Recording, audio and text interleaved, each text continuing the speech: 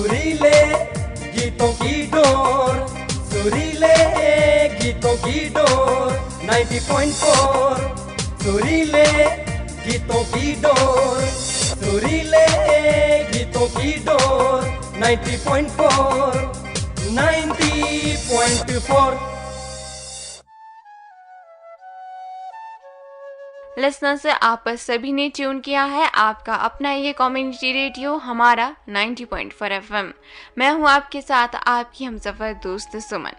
Listeners, जैसा कि आप सभी जानते हैं कि 90.4 एफएम समय समय पर आपको अलग अलग तरह की जानकारियां देता आया है। तो निकट भविष्य में हम कृषि संबंधित ढेर सारी जानकारियां भी आपको देंगे कार्यक्रम आओ चले खेतों की ओर में। इसी श्रृंखला में श्रोताओं, आज हम आपको जानकारी देंगे टमाटर की खेती के बारे में। जी बिल्कुल, आजकल टमाटर की खेती का सीजन चला है, तो आप किसान भाइयों के लिए ये जानना बहुत ज़्यादा ज़रूरी है कि किस तरह से आप अपने खेती की देखभाल कर सकते हैं, किस तरह से टमाटर की फसल को अच्छा बना सकते हैं। तो इससे संबंधित जानकारी हमें देंगे इस कार्यक्रम में संयुक्त निदेशक विस्तार शिक्षा विभाग नौणी विश्वविद्यालय के प्रोफेसर SK गुप्ता, जिनसे बात कर रहे हैं हमारे सहयोगी साथी डॉक्टर करण सिंह वर्मा। तो आइए सुनते हैं इनकी ये बातचीत।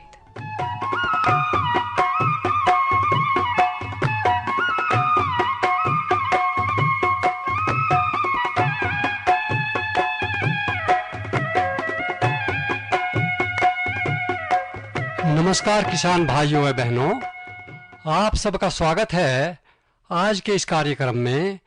और आप सुन रहे हैं हिमाचल का पहला कम्युनिटी रेडियो और हमारा 90.4 एफएम। जैसा कि आप जानते हैं, हम रेडियो के माध्यम से किसानों को खेतीबाड़ी के बाबत जानकारी देते रहते हैं। और हम जिस प्रोग्राम के तहत ये जानकारी देते हैं उसका नाम है आओ चले खेतों की ओर। आज के प्रोग्राम में खेतीबाड़ी की जानकारी देने के लिए हमारे बीच आए हैं एक अनुभवी एक्सपर्ट डॉक्टर SK गुप्ता। ये नौणी विश्वविद्यालय के विस्तार विभाग में संयुक्त निदेशक के पद पर कार्यरत हैं। और जिस विषय पर ये हमें पूरी जानकारी किसान भाइयों के लिए देंगे वो विषय रहेगा टमाटर में लगने वाले रोग और उनकी रोकथाम।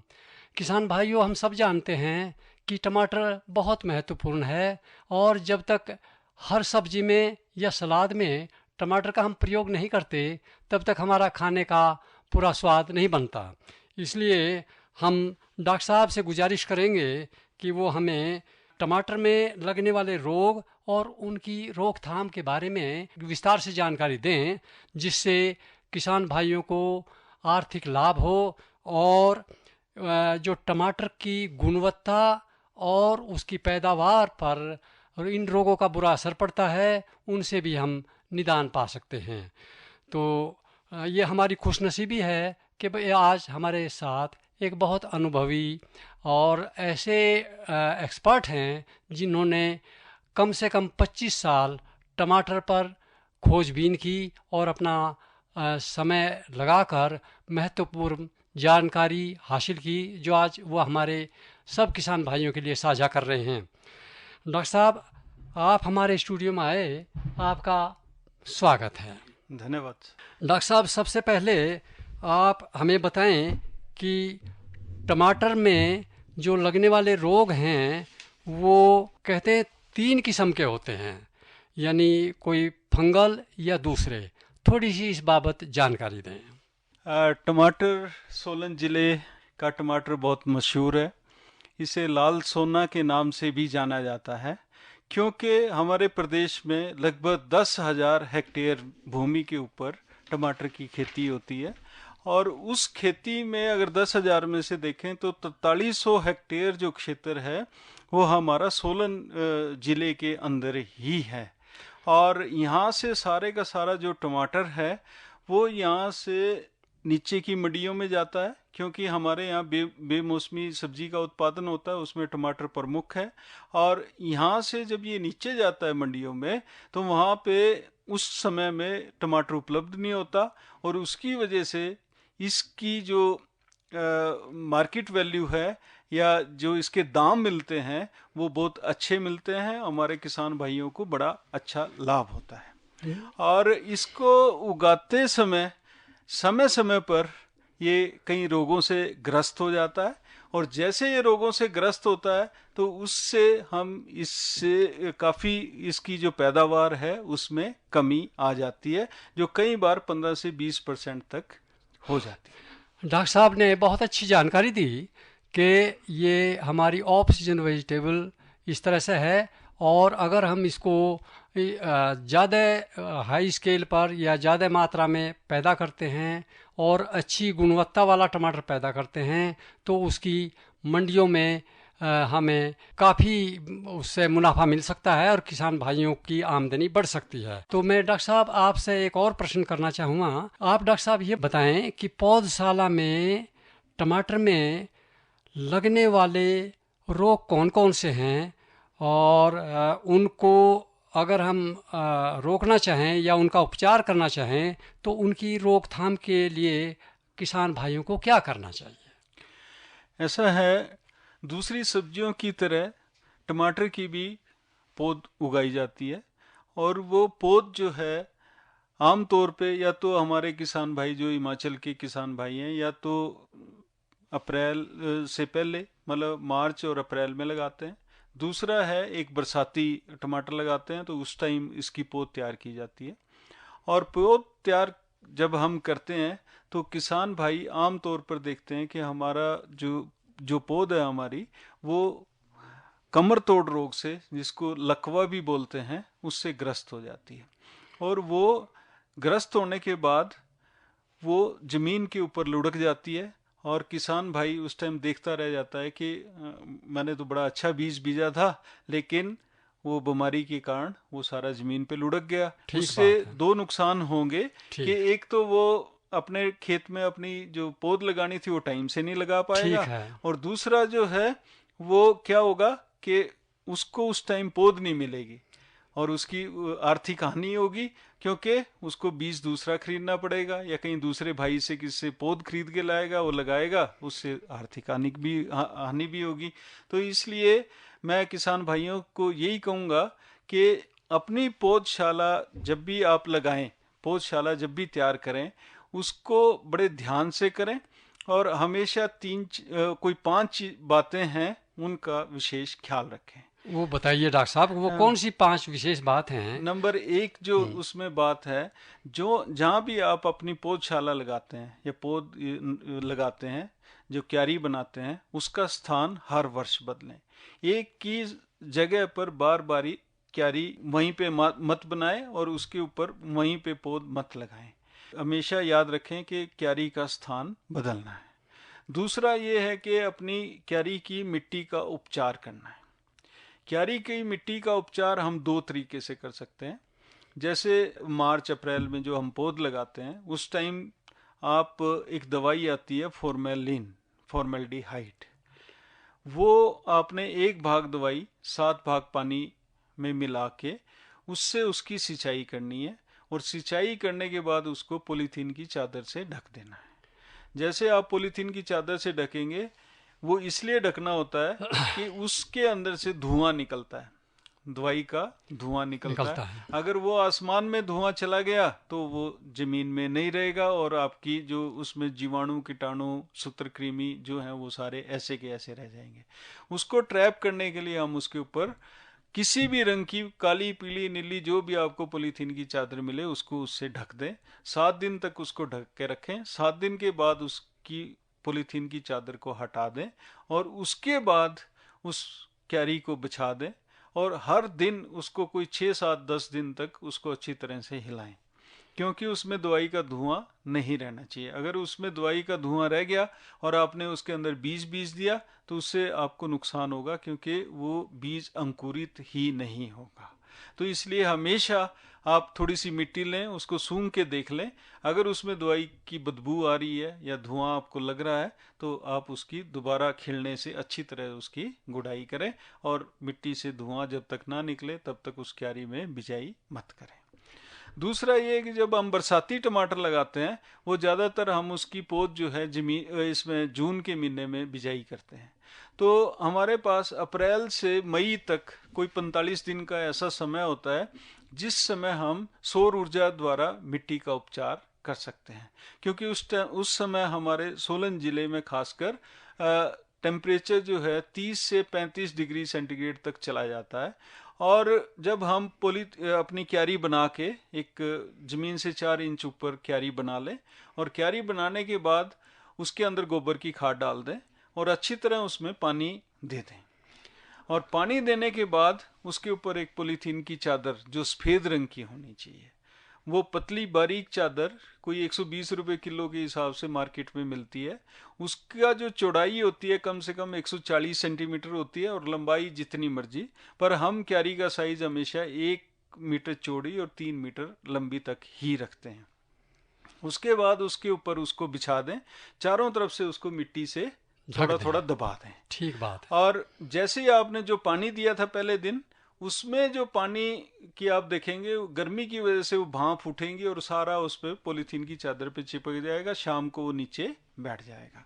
तो इसमें अगर दिन के टाइम हम देखें, जिसके ऊपर पॉलीथीन की चादर नहीं बिछाई होती और जिसके ऊपर बिछाई होती है, उनमें टेम्परेचर में कम से कम 8 से 10 डिग्री सेंटीग्रेड का 5 सेंटीमीटर नीचे की सतह तक हमें फर्क मिलता है। और वो 5 सेंटीमीटर में जो हमारा टेम्परेचर 8 से 10 डिग्री सेंटीग्रेड बढ़ता है, उसी से हमारे जितने भी जीवाणु, फंगस, फफूंद जो होती हैं, सूत्रकृमि या कीड़ों के जो अंडे दिए होते हैं वो, या खरपतवार के बीज होते हैं, वो सारे उसके अंदर खत्म हो जाते हैं। और वो हमने मतलब 15 अप्रैल को अगर आप बिछाएंगे, 30 मई तक आपने इसको बिछा के रखना है। और फिर उसके बाद इसकी पॉलीथीन की चादर को हटा दें और 2-3 दिन के बाद इसमें जैसे ही बत्तर आए तब आप इसमें बिजाई कर सकते हैं। हाँ, डॉक्टर साहब, आपने इस दौरान एक बात बताई कि पौधशाला का स्थान हर साल बदल देना चाहिए। इसकी खास वजह क्या है? इसकी ये वजह है क्योंकि मिट्टी के अंदर जो फफूंद जीवित रहती है, अपना जीवन चक्र पूरा करती है, वो अगर हम बार बार उसी के अंदर उसी पौध को लगाएंगे तो इस साल भी वो जीवित रहेगी, अगले साल फिर जीवित रहेगी, उससे आगे फिर। तो मतलब अगर इस साल 10% इन्फेक्शन है तो अगले साल 40% और उससे अगले साल 70-80%। तो एक टाइम आ जाएगा जिससे हम पौध उगा नहीं पाएंगे। ठीक बात है डॉक्टर साहब, बड़ी अच्छी जानकारी दी आपने। हाँ, मिट्टी का उपचार मैंने 2 तरीके से बताया, आप मिट्टी का उपचार कर लें। उसके बाद जो तीसरी बात इसमें करनी है, बीज का उपचार। अब बीज का उपचार हम 2 तरीके से कर सकते हैं, एक तो है गिल्ली विधि और एक सूखी विधि। हम आगे इसमें बात करेंगे, एक तो फफूंद जनित रोग होते हैं और एक जीवाणु जनित। तो जो फफूंद जनित रोग हैं उनके लिए हम सूखी विधि का इस्तेमाल करते हैं आमतौर पर, और जो जीवाणु जनित रोग हैं उनके लिए गिल्ली विधि का इस्तेमाल करते हैं। हाँ। जो गिल्ली विधि है उसमें जीवाणु के लिए है, तो इसलिए इसमें एक दवाई आती है स्ट्रेप्टोसाइक्लिन। ये 6 ग्राम का एक पैकेट होता है। तो इसमें हमें सिर्फ, क्योंकि किसान भाई हमारे ज़्यादा कोई 20 ग्राम बीज लगाता है, कोई 30 ग्राम लगाता है या 50 ग्राम ज़्यादा लगाते हैं, क्योंकि हमारे सोलन ज़िले में मैक्सिमम जो फार्मर हैं वो मार्जिनल फार्मर हैं। तो इसलिए मैं यही सलाह दूंगा कि 6 ग्राम का पैकेट लें, उसमें हमें 1 लीटर घोल चाहिए जिसमें हमें 100 मिलीग्राम दवाई डालनी है। तो इसके लिए बड़ा मुश्किल है किसान भाइयों को तोलना, या सुनार के पास जाएंगे वो तोल के देगा तो बड़ा मुश्किल है। ये डॉक्टर साहब, ये दवाई जो आपने बताई 6 ग्राम होती है, ये काफ़ी महंगी होती है? नहीं, ज़्यादा महंगी नहीं है, 40-50 रुपए का पैकेट होता है जी। और इसको जो है मैं बताऊंगा, जो पुराने हमारे डॉक्टर या पुराने बुजुर्ग लोग हैं वो जानते थे कि 6 पुड़िया रख लेते थे पुराने डॉक्टर, 6 कागज की, और उसके ऊपर हल्की हल्की डालते डालते उसके 6 हिस्से बना लेते थे। तो उसमें से एक हिस्सा 10 लीटर पानी में घोल लें, और 10 लीटर में से 1 लीटर घोल लेके उसमें अपना जो बीज है वो उसके अंदर डाल दें। 30 मिनट तक उसमें डुबो के रखें। उसके बाद अखबार के ऊपर छाया में सुखा लें। खूब ठीक है। और उसके बाद जैसे ही आपने सुखा लिया, उसको एक पॉलीथीन के छोटे से लिफाफे में डाल लें बीज को, और उसके बाद उसमें एक दवाई आती है कैप्टाफ के नाम से। वो कैप्टाफ दवाई आपने उसको भी ऐसे ही, क्योंकि हम 3 ग्राम प्रति किलोग्राम बीज बोलते हैं, तो उसको भी आपने उसके अंदर थोड़ी सी दवाई डाल के और उसको ऊपर से लिफाफे का मुंह पकड़ के अच्छी तरह से हिला देना है और उसको 1 घंटे तक उसको ऐसे ही रहने देना है। उसके बाद आपका बीज का उपचार हो गया। अब हम चलते हैं खेत की तरफ जहां हमने क्यारी बनानी है।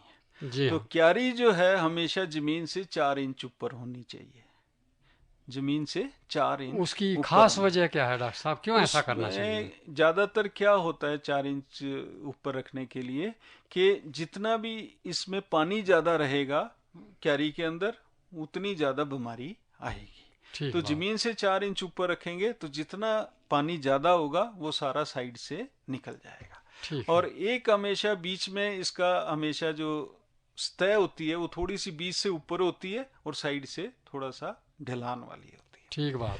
उसके बाद इसमें आपकी क्यारी जो तैयार होगी उसके अंदर फिर हमने लाइनों में बीज को बीजना है, जो हमने उपचार किया था। उपचार जो उपचारित बीज है उसको लाइन में बीजेंगे। कुछ छोटा सा डंडा लेकर लाइन लगा लें, उसमें हल्का सा कोई आधा पौना इंच के नीचे आप बीज को लाइनों में डालेंगे और एक बीज का दूसरे बीज से थोड़ा सा फासला रखेंगे, साथ साथ नहीं डालेंगे। उसके बाद इसको गोबर और मिट्टी का थोड़ा सा मिक्सचर बना के उसको आप ढक देंगे और उसके ऊपर थोड़ा सा घास की परत डाल के उसमें पानी दे देंगे। ये डॉक्टर साहब जो उसके साथ गोबर मिलाएंगे वो खूब सड़ा गला गोबर होना चाहिए? हमेशा जब भी हमने गोबर का इस्तेमाल करना वो गला सड़ा ही होना चाहिए। फ्रेश गोबर कभी नहीं, हमने ताजा गोबर जो है वो इस्तेमाल नहीं करना, क्योंकि उसमें कई तरह के कीड़े और बीमारियां आ जाती हैं। इसके बाद जो है हमने जैसे वो पानी दे दिया तो उसके 8-10 दिन के बाद, इसमें गर्मी है तो 4-5 दिन के बाद ही पौध निकलनी शुरू हो जाती है, तो हमें हर रोज देखना है कि उसके अंदर बीज अंकुरित तो नहीं हुआ। जैसे ही बीज अंकुरित हुआ उसी टाइम हमने वो जो घास हमने डाला था उसको हमने हटाना है। उसके बाद इसमें जैसे ही आपकी पौध 10-12 दिन की हो जाए तो 2 दवाइयां हैं। एक डाइथेन M45 जो मैंकोजेब होती है, वो डाइथेन M45 के नाम से मिलती है, एंडोफिल M45 के नाम से, उसका 25 ग्राम, और दूसरी दवाई है बेविस्टिन, उसका 10 ग्राम। उनको 10 लीटर पानी में घोलना है इकट्ठा और उसकी घोल की सिंचाई आपने उस क्यारी की करनी है। ठीक बात है। एक बार कर लें काफी रहेगा। अगर आप सोचें कि इसमें कहीं एक आध पौध कोई मरने लगी हुई है तो आप दोबारा भी उसका इस्तेमाल कर सकते हैं। और एक सबसे जरूरी बात जो इसमें 5वीं बात जो है वो ये है कि हमने हमेशा जो पानी देना है वो उतना देना है जितनी जरूरत है। कई बार हम जरूरत से ज्यादा पानी दे देते हैं और वो पानी जब हम ज्यादा दे देते हैं तो उसमें वो बीमारी का कारण बनता है। तो क्योंकि हमारी 1x1 मीटर की क्यारी में 2500 पौधे तक आते हैं, 2100 से 2500 पौधे, काफी पौधे आ जाते हैं। हाँ जी, हाँ। उनकी रिक्वायरमेंट काफी होती है और पानी की, तो इसलिए हम पानी ज्यादा ना दे के बार बार हम दे सकते हैं। और मैं आपको ये कहूंगा कि शाम का जो पानी होता है, इवनिंग का पानी, वो सबसे अच्छा होता है और वो दें और उसके बाद जैसी जरूरत है उसके बाद आप अपने हिसाब से पानी दे सकते हैं। ठीक है डॉक्टर साहब, आपने बहुत अच्छी जानकारी दी।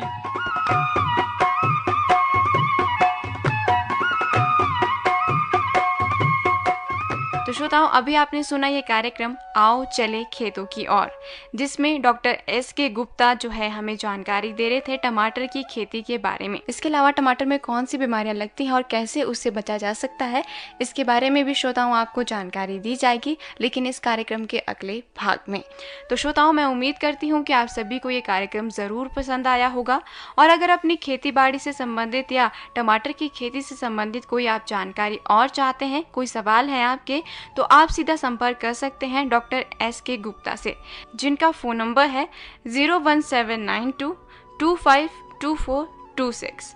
इस नंबर पर संपर्क करके आप इनसे बातचीत कर सकते हैं। फिलहाल श्रोताओं, अभी तो वक्त हो गया है हमारे इस कार्यक्रम आओ चले खेतों की ओर को यहीं समाप्त करने का।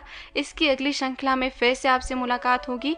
आपको ढेर सारी जानकारी और भी दी जाएगी आपकी खेतीबाड़ी से संबंधित। फिलहाल दीजिए अभी अपनी हमसफर दोस्त सुमन को इजाज़त, और आप सभी यूं ही सुनते रहिए आप ही का अपना ये कम्युनिटी रेडियो हमारा 90.4 FM।